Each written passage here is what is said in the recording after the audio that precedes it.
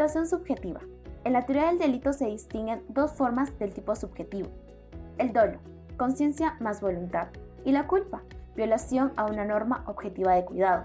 Si bien tanto el uno como la otra cumplen con la exigencia de individualización que se requiere para fundamentar la imputación subjetiva de un delito, el análisis dogmático debe diferenciarlos.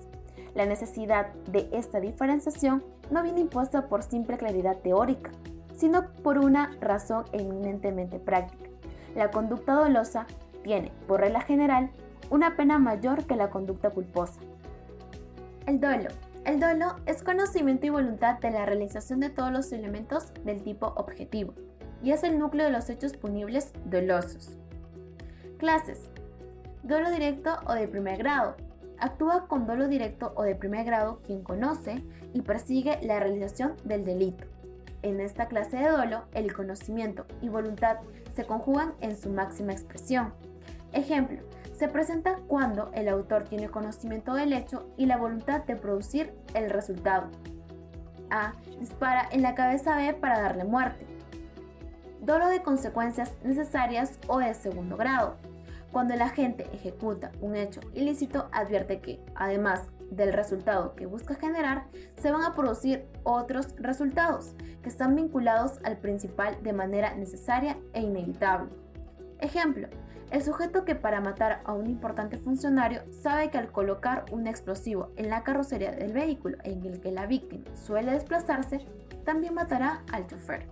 En este caso, será solo dolo directo con respecto al funcionario y será dolo de consecuencias necesarias con respecto al chofer. Dolo eventual. El dolo eventual consiste en advertir como posible el resultado típico y aún así actúa.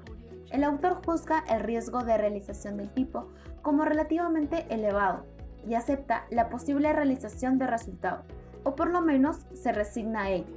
El agente realiza el delito sin voluntad de producirlo, aunque siéndole conocido que muy probablemente sucederá.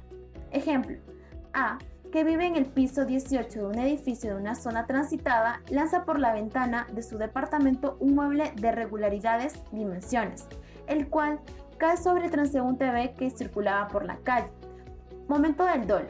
Debe estar presente en el autor al momento de la realización de la conducta típica, no antes ni después. Ejemplo, no actúa dolosamente el cazador que, estando decidido a cazar un espécimen protegido, abandona su original designio y dispara sobre otro espécimen que, sin saberlo, también era protegida. Imprudencia o culpa. Para sancionar por imprudencia, es decir, culpa, se deben constatar dos aspectos. El agente debe infringir una norma de cuidado y debe causar un resultado típico, suscitando respectivamente un desvalor de acción y un desvalor de resultado. Imputar responsabilidad penal. Para la imputación objetiva de los delitos imprudentes se requiere tanto la imputación de la conducta como la imputación del resultado, y ambos deben concurrir para imputar responsabilidad por imprudencia al infractor. Imputación de la conducta. En los delitos imprudentes es fundamental la infracción de la norma de cuidado, y ello implica determinar si, en el caso concreto, el sujeto creó con su conducta un riesgo penalmente desaprobado. Tipos de normas de cuidado. El deber de cuidado interno consiste en el cuidado que debe tener el ciudadano ante la creación o presencia de peligros. El deber de cuidado externo consiste en la obligación de comportarse conforme a la norma de cuidado. Imputación del resultado.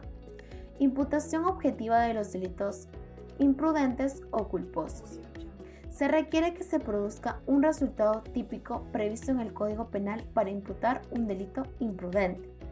El resultado debe ser generado por infringir la norma de cuidado. El autor debe preverlo de manera objetiva. Imputación subjetiva de los delitos imprudentes o culposos. Se evalúa si el peligro causado pudo ser conocido por el sujeto. Para ello se indaga sobre la cognoscibilidad y la previsibilidad del resultado. Clases. Culpa con representación o consciente. El sujeto reconoce el peligro de su acción, pero confía en que no dará lugar el resultado lesivo. Ejemplo, Un cirujano que observa que los instrumentos que usará para realizar una operación están debidamente esterilizados y sin embargo decide utilizarlos confiando en que la infección que puedan producir no será grave. Culpa sin representación o culpa inconsciente.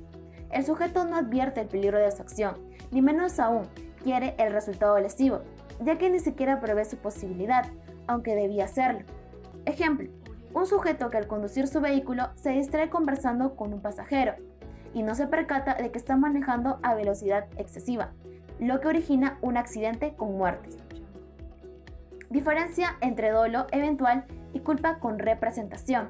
La culpa consciente se presenta cuando el sujeto, basado en la circunstancia o en su capacidad personal, confía en que el resultado no se producirá.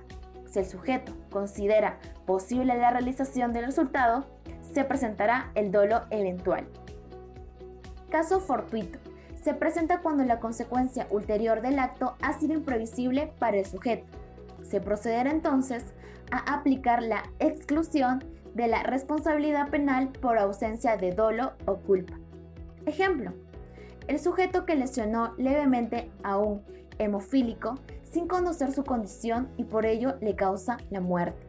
Dado que no quiso causar ni pudo prever la situación, será sancionado solo por la lesión que quiso inferir, lo cual se encuentra estipulado en el artículo 123 del Código Penal.